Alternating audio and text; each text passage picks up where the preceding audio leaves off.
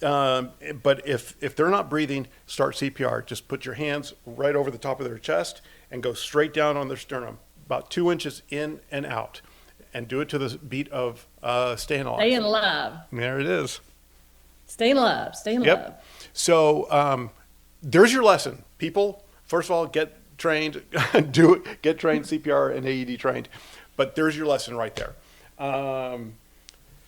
Okay. Tell me about your what you've done since your sudden cardiac arrest. Before you met me. Yeah, before I met you. Was there life before you, Greg? Hell no. I've tried to convince everyone that